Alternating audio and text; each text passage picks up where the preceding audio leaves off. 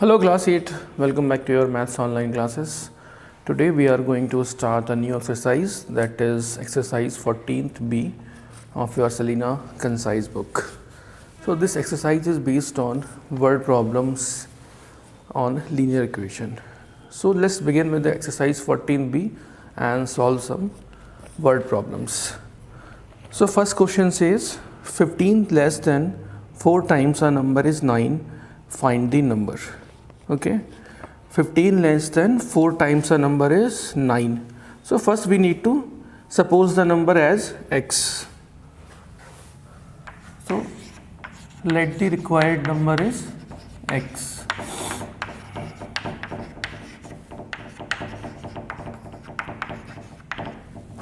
Now it says 15 less than 4 times a number.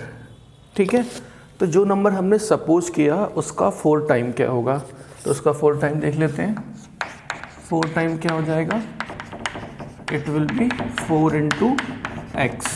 So this is 4x होगा. Now 15 less, तो 4x से 15 कम, so it will be 4x minus 15 and it is equal to 9. Okay, now my linear equation is formed.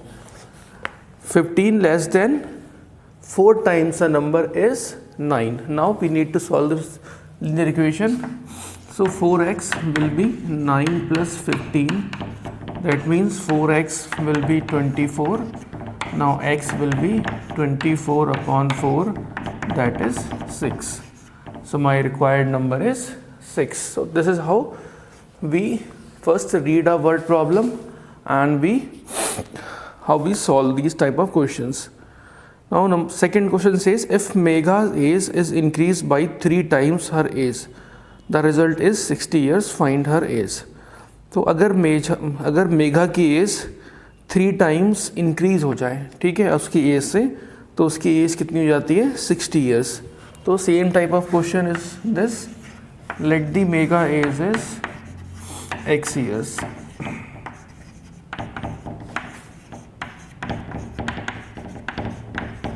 Okay, तो हमने मान लिया उसकी जो अभी करंट एज है वो x ईयर है.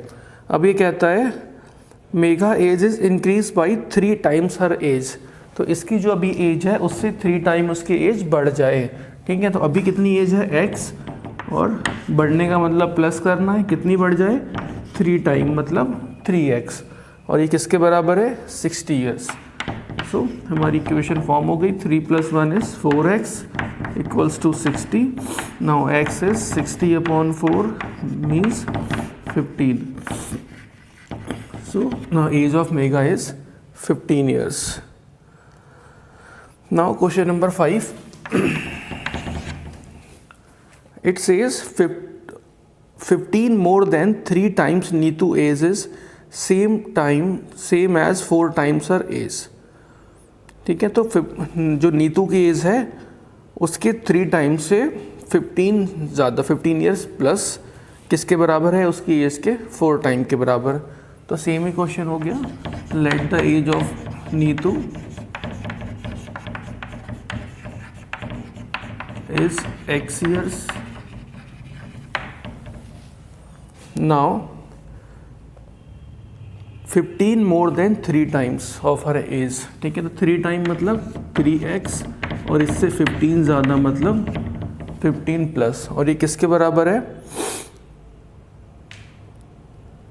4 टाइम हर एज. तो ये किसके बराबर है, उसकी एज के 4 टाइम मतलब 4 into x.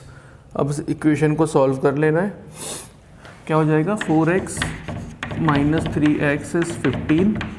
So x will be 15. उसकी एज कितनी हो गई, 15 years. Now question number 7. It says A salary is same as 4 time B salaries. A की सैलरी जो है वो बी की सैलरी के 4 गुना है, 4 टाइम्स है. If together they earn 3750 per month, find salary of each. अगर वो दोनों इतने रुपए कमाते हैं तो दोनों की सैलरी बताएं. तो हमसे कहता है कि ए की सैलरी जो है बी की सैलरी के 4 गुना है, तो हमें पहले किसकी सैलरी लेनी पड़ेगी, बी की. Let the salary of B is rupees X. ठीक है, बी की सैलरी हो गई एक्स रुपीज़। अब ए की हमसे कंडीशन उसने दे रखी है, तो ए की क्या हो जाएगी, सैलरी ऑफ ए, और ये कह रहा है कितनी है, 4 टाइम्स। 4 टाइम मतलब 4 इंटू एक्स, मतलब ए की सैलरी हो गई 4x। अब इफ़ दे टुगेदर अर्न 3750, ये दोनों मिलके कमाते हैं, मतलब दोनों की सैलरी प्लस कर दें, x plus 4x is 3750। So 5x is 3750, x will B 3750 upon 5। So the value of x is 750 rupees. तो x किसकी थी, x सैलरी थी b की, a की सैलरी कितनी हो जाएगी, a सैलरी इज़ 4x और x की वैल्यू कितनी है 750, तो 4 इंटू 750 मतलब ₹3000। ठीक है, और दोनों को प्लस करेंगे तो क्या आएगा, 3750 ही आएगा। Now question number 8 says separate 178 into 2 parts so that the first part is less than the twice the second part। तो 178 को हमें 2 पार्ट में डिवाइड करना, इस तरह डिवाइड करना है कि पहला पार्ट जो है दूसरे पार्ट के 2 गुने से 8 कम हो। First part is 8 less than the twice the second part.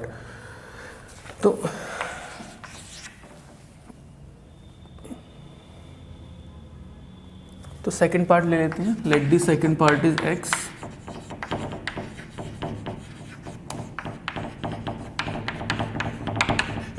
ठीक है, और फर्स्ट पार्ट के बारे में हमें कंडीशन दे रखी है, तो फर्स्ट पार्ट हमारा उस कंडीशन से निकल जाएगा। और कंडीशन क्या है, first part is 8 less than twice the second part. Second part का ट्वाइस मतलब 2x और उससे भी 8 लेस, 2x माइनस 8। ठीक है, तो ये हमारे दोनों नंबर हो गए और ये मिलके कितने बनते हैं, ये मिलके 178 बनते हैं। तो दोनों को प्लस कर देते हैं, x plus 2x minus 8 equals to 178। So 3x will be 178 minus 8। Now 3x is 170। I think I have missed something. 8. First part is 8 less than twice the second part.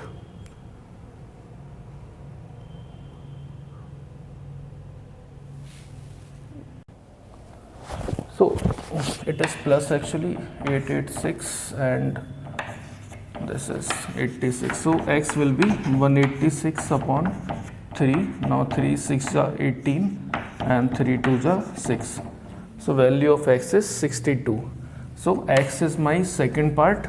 So what will be the first part? First part is 2x minus 8. That means 2 into 62 minus 8. 2 2 are 4, 2 6 are 12 minus 8.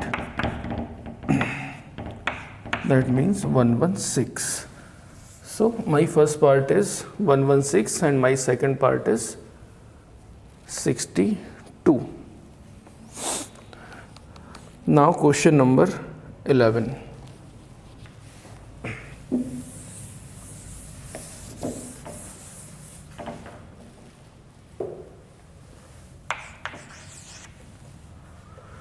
Now question number 11 says a rectangle length is 5 centimeter less than the twice its width। एक rectangle है जिसकी length है वो उसकी breath से 2 गुने से 5 कम है, twice less than 5 centimetre less.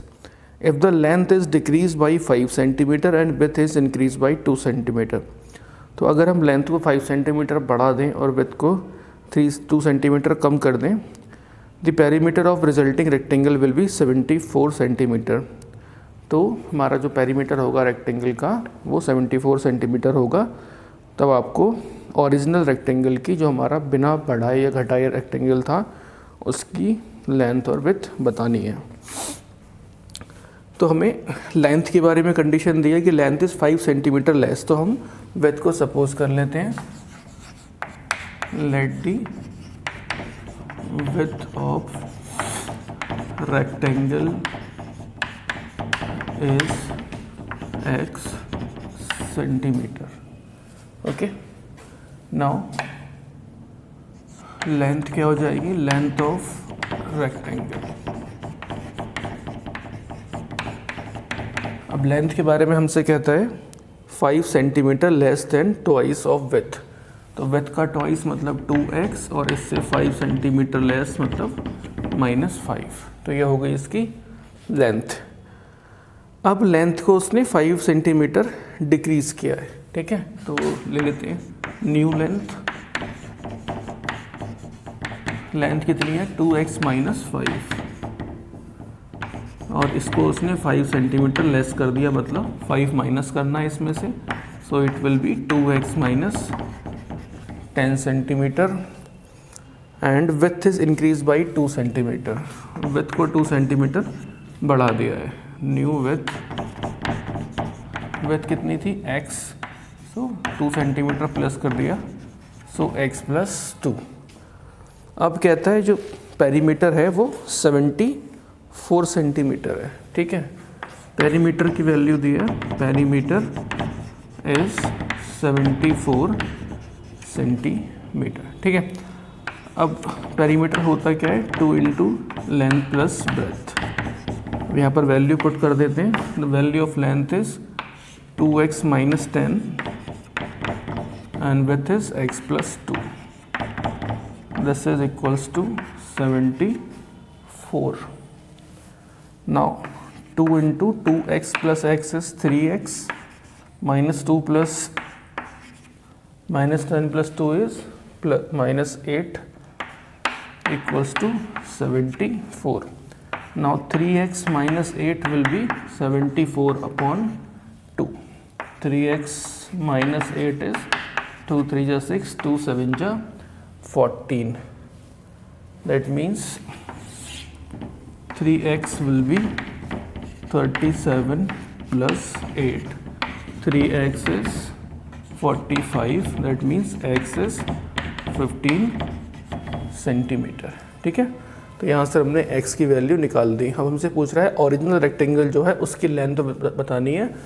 तो विड्थ क्या थी ओरिजिनल रेक्टेंगल की x, तो विड्थ तो हमारी यहीं से आ गई और लेंथ हम यहाँ से वैल्यू पुट कर देते हैं। लेंथ क्या हो जाएगी भाई 2x - 5, that means 2 × 15 - 5 30 - 5 25 centimetre.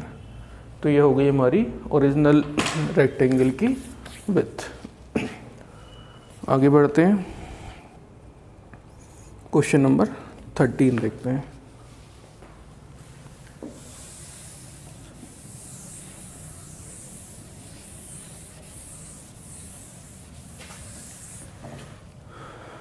Question number 13 कहता है a man's age is 3 times that of his son and in 12 years he will be twice old as his son would be. What are their present ages? एक आदमी है जो अभी अपने बेटे की एज का 3 times से 3 गुना है और in 12 years 12 साल के बाद he will be twice as old as his son would be. 12 साल के बाद वो अपनी सन की एज का 2 गुना हो जाएगा। तो बताएं दोनों की एज क्या है। तो क्वेश्चन नंबर 13 हमें किसकी कंडीशन दी हुई है, मैन की एज की कंडीशन दी है, तो सन की एज मान लेते हैं। Let the age of son is x years, ठीक है। तो फादर या फिर मैन की एज क्या हो जाएगी, मैन की एज के बारे में हमसे कहता है 3 times of son, so 3x years। अब ये बात कर रहा है 12 साल बाद की, ठीक है। सो आफ्टर 12 years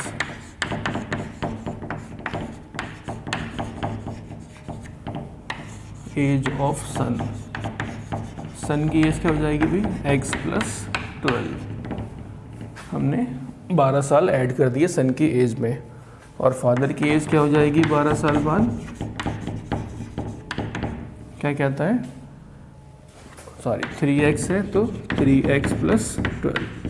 फादर की एज में हमने 12 years ऐड कर दिए। अब हमसे कंडीशन कहता है कि he will be twice as old as his son would be, वो अपनी सन की एज का 2 गुना हो जाएगा। तो ये रही फादर की एज 3x + 12, और ये किसके बराबर हो जाएगी, twice of his son age, मतलब 2 × x + 12। अब इसको सॉल्व कर लेते हैं।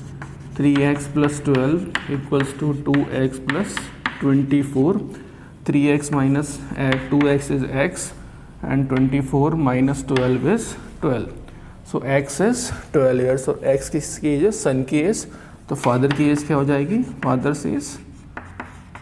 फादर की एज क्या थी, 3x, that means 3 × 12 36 years। So this is how we solve word problem based on linear equation. Okay, so solve remaining question at your home, and if you feel any difficulty in any question, write the question number in comment section. We will take that question in our next video. Till then, take care, have rest, and please subscribe this channel and share with your friends. Thank you, bye bye.